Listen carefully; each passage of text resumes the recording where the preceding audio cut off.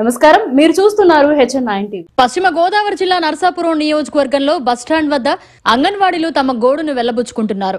4 రోజుల నుంచి వారి యొక్క డిమాండ్లు స్టేట్ గవర్నమెంట్ కి చెప్పుకోవడం జరుగుతోంది. కానీ ఈ రోజు సచివాలయం సిబ్బందితో మరియు VRO అధికార యంత్రంతో అంగన్వాడీ కేంద్రాలపై దాడి చేసి తాళాలు పగలగొట్టి అంగన్వాడీ కేంద్రాలు ఓపెన్ చేయడం జరుగుతోంది. ఈ సందర్భంగా వారు మీడియాతో మాట్లాడారు. మేము ఈ రోజు 4వ రోజు నుంచి సమ్మె చేస్తున్నామండి. అయితే మా సమస్యలు చాలా ఉన్నాయి. ప్రభుత్వం పట్టించుకోకుండా ఈరోజు మాకు స్కూల్ తాళాలు మొదలుకొట్టమని సచివాలయ సిబ్బందికి అప్పగించి మమ్మల్ని ఇబ్బందులు గురి చేస్తున్నారు.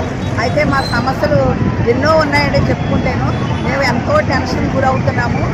కాకపోతే మొదలు బిడ్డకి 5 సంవత్సరాలు వచ్చే వరకు కూడా మేము ఎన్నో సేవలు చేస్తున్నామండి. అది గుర్తించట్లేదు మమ్మల్ని ప్రభుత్వం. మేము ఖచ్చితంగా వేతనం కూడా ఇవ్వట్లేదు. FRS యాప్లో వైఎస్ఆర్ యాప్, ఫాస్టర్ ట్రాకర్ యాప్లని ఎన్నో యాప్లు పెట్టి మాకు ప్రతి నిమిషం కూడా మమ్మల్ని ఇబ్బందిగానే ఉంటుంది మా వర్క్ అంతా. అయితే మేము ఈ టెన్షన్తో BP షుగర్ల వల్ల ఎన్నో జబ్బులు బాధలు పడుతున్నామండి. అయినప్పటికీ మమ్మల్ని ప్రభుత్వం గుర్తించాలని కోరుతున్నాము. ముఖ్యంగానండి ఈ టెన్షన్ల వల్ల ఈ మధ్య కాలంలో మన తుఫాన్కి ఒక అంగన్వాడీ టీచరు హార్ట్ అటాక్తో స్కూల్లోనే చనిపోయారు. ఒక మినీ వర్కర్ అయితే THR పట్టుకెళ్తానని వెళ్తుంటే ఆ వరదలో కొట్టిపోయి చనిపోయిందంటే ఆవిడ బాడీ 2 రోజులు దొరికింది. అయితే ఒక అంగన్వాడీ టీచర్ అయితే కమిషనర్ గారు వస్తున్నారని ఆవిడకి పదే అందరూ ఫోన్ చేసి చెప్పడం వల్ల ఆవిడ కూడా స్కూల్లోనే చనిపోయారండి. ఇలాగ మేము ఎన్నో చనిపోవడాలు, ఇబ్బందులు, పరిస్థితులు ఎదుర్కోవాల్సి వస్తుంది. అయినప్పటికీ మమ్మల్ని ఇంకోటి ఇలాగా మేము సమ్మెలో దిగడానికి ఇన్ని పరిస్థితులు మాకు అడ్డుగా ఉన్నప్పుడండి మమ్మల్ని ప్రభుత్వం పట్టించుకుని మాకు కనీస వేతనం ఇవ్వాలని కోరుకుంటున్నాము. మంచి గ్రాడ్యుయేట్ కావాలండి. అలాగే మినీ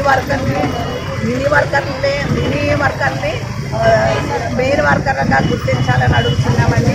మెనూ ఛార్జీలు పెంచాలి. మా చేతి డబ్బులు చాలా మేము ఖర్చు పెడుతున్నామండి. బిడ్డకి 2 రూపాయలు చొప్పునే ఇస్తున్నారు. అయితే అవి మాకు ఎటు కూడా సరిపోవట్లేదు. మా జీతంలో చాలా డబ్బులు మేము ఖర్చు పెట్టవలసి వస్తుంది. ఈ మధ్యకాలంలో జగనన్న సురక్ష అని పెట్టండి మమ్మల్ని అక్కడ అంగన్వాడీ స్టాల్స్ ఏర్పాటు చేయమన్నారు. వాటిని కూడా వేరు ఖర్చు పెట్టాం మేము. తర్వాత స్టంటింగ్లో ఉన్న పిల్లల్ని, అండర్ వెయిట్లో ఉన్న పిల్లల్ని గవర్నమెంట్ హాస్పిటల్ పిల్లల డాక్టర్ దగ్గర తీసుకెళ్ళమని అంటుంటే మా చేతి ఖర్చులతో ఆటోలు కట్టించి తీసుకెళ్ళవలసి వస్తుందండి. ఇన్ని పరిస్థితులు మేము ఎదుర్కొంటున్నప్పుడు ప్రభుత్వ వారు మమ్మల్ని గుర్తించి మా సమస్యలు పరిష్కరించాలని కోరుకుంటున్నామండి. ముఖ్యంగా తాళాలు బద్దలు కొట్టి మమ్మల్ని ఇబ్బంది పెట్టకూడదని పదే అడుగుతున్నామండి. సమస్యలు పరిష్కరించకుండా సచివాలయ సిబ్బందితో తాళాలు పగలకూడదు. ఖండించండి ప్రభుత్వ నిర్లక్ష్య వైఖరి. అంగన్వాడీ పట్ల ప్రభుత్వ నిర్లక్ష్య వైఖరి. బాలింతరాల పట్ల, గర్భిణీ స్త్రీల పట్ల, చిన్నపిల్లల పట్ల ప్రభుత్వ నిర్లక్ష్య వైఖరి నశించాలి. బాలింతరాల పట్ల, గర్భిణీల పట్ల, చిన్నపిల్లల పట్ల ప్రభుత్వ నిర్లక్ష్య వైఖరి.